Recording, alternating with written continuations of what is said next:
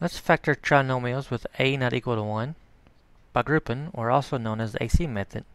And we're going to use our graphing calculator to help us out. So when we do the AC method, we're going to take 4 times negative 15 because that 4 is our A, negative 15 is our C. That gives us negative 60. So what we're trying to do, we're trying to find factors of negative 60 that multiply together to give us negative 60 that also add up to be a positive 17. Your calculator can help you out a whole lot. And what you want to do is type in negative 60 divided by x and just go to your table. Now when you see these nice numbers, we don't want to use the ones that have the decimals, and we can also continue this if we need to by moving down. But what we're going to do, we're going to look for pairs of numbers such that when we add them together, we get positive 17.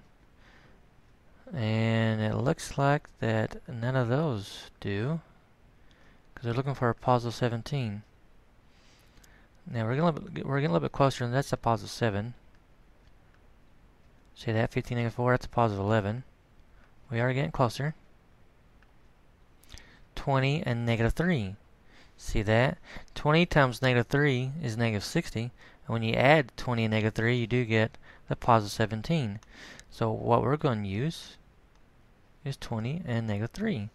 And all that means to do is you write 17x as 20x minus 3x. And then from there we can do the grouping method. These two have a 4x in common. When you divide those by 4x, if you want to, you can write a 4x underneath each one of those. We get, well, 4's cancel, that cancels one of those x's, leaving an x. 4 goes in 25 times, those x's cancel. So we get x plus 5. These two have a negative 3 in common, include that sign. So when you divide both sides by negative 3, we get x plus 5 also. When you see in parentheses is the same thing, that's one of your factors, and the other factor is what's left over when you take out the x plus 5, which is 4x minus 3. But the point of the story is, notice how we can use our calculator to find the pairs that we need.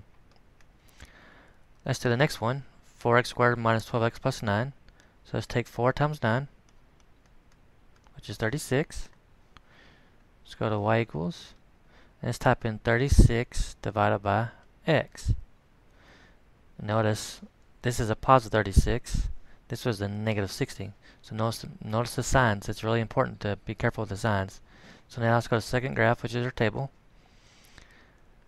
Now I'm looking for factors of 36 that give us a negative 12. Now all these values are positive. So what that probably means I'm going to have to do, I'm going to have to go up here. So I'm looking for a negative 12. That's a negative 13, which is close, but not good enough. Not there yet. Ooh, see that? Negative 6, negative 6. That does give us negative 12.